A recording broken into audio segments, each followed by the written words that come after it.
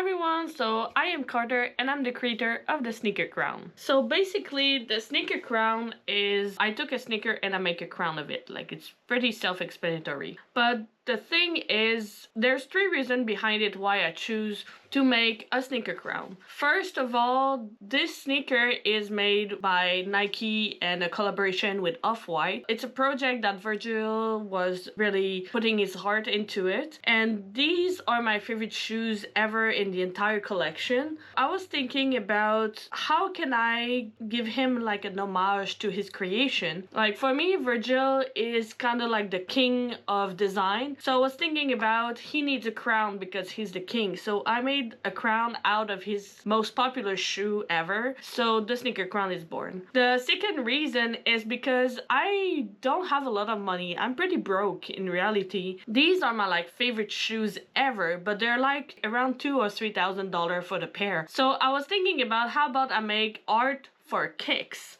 So in exchange of a pair of these shoes size 9, I'm gonna give the crown back. So it's like, you know, a trading. I'm gonna take shoes in any condition because I don't really care. I just want a pair of these shoes. And also I need them for a next project. So if I don't have them, then I don't know how I'm gonna do the project.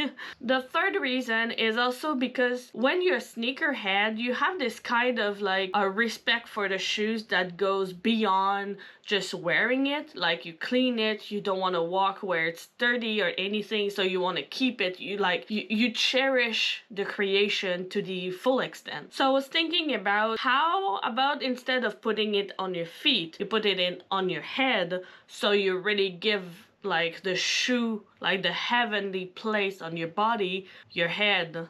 And so that's why the sneaker crown is born. The sneaker crown is basically born from that drawing.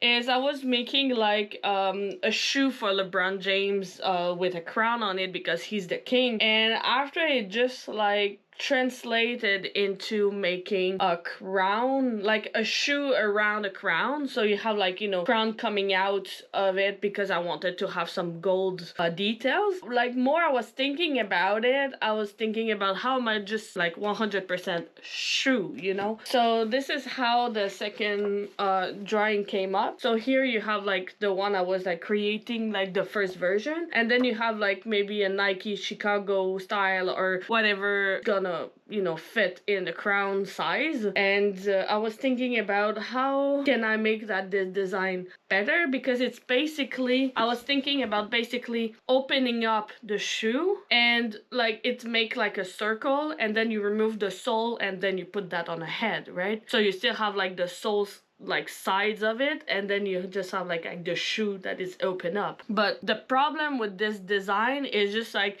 it makes your head like very, it doesn't look like a crown that much when you just open up the shoe. So I had to expand the pattern to a different direction so I could make the crown. So this is how I made the first paper version of it. So this one is the first pattern I made for the shoe after thinking about how the front would be better if I arranged the pattern differently. So it's supposed to fit on my head, yes, but when I made the crown, it just like kind of shrink a little bit because you have the thickness of every material. So next time I'm just gonna think about something else to, you know, expand the material so it can fit a better head. After making the paper version, I made the foam version because I wanted to make the foam version because the thickness of the foam is gonna tell me if it's work with leather. But unfortunately the foam was too thick. When I search online about the leather for the shoes Nike, they're like a little bit thinner compared to this one, but in general it just like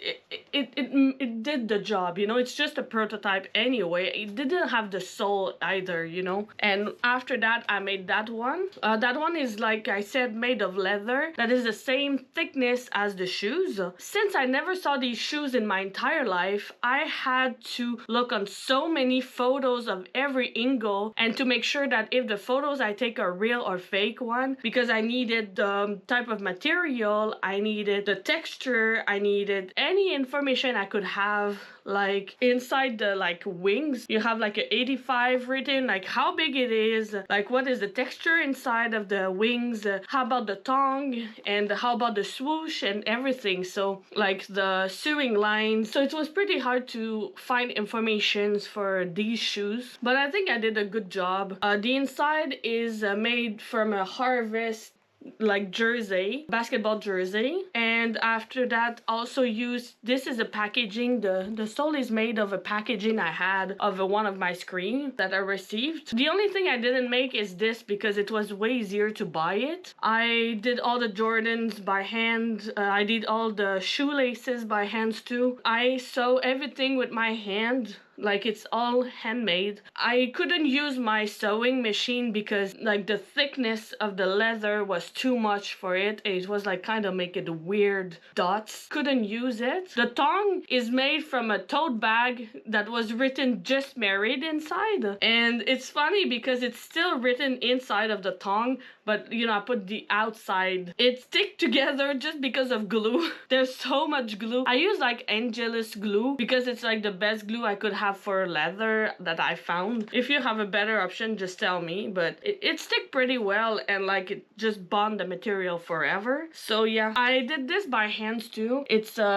like hand stitching, and also you have like this part. I had to buy a whole thread, like I don't know, bobbin in French, to just do these two little dots on the sides, and I had to buy it white, and it cost me just $20 just for this. So these things cost $20 just alone, and I had to paint them on the right shade and then put it there. I'm really proud of it.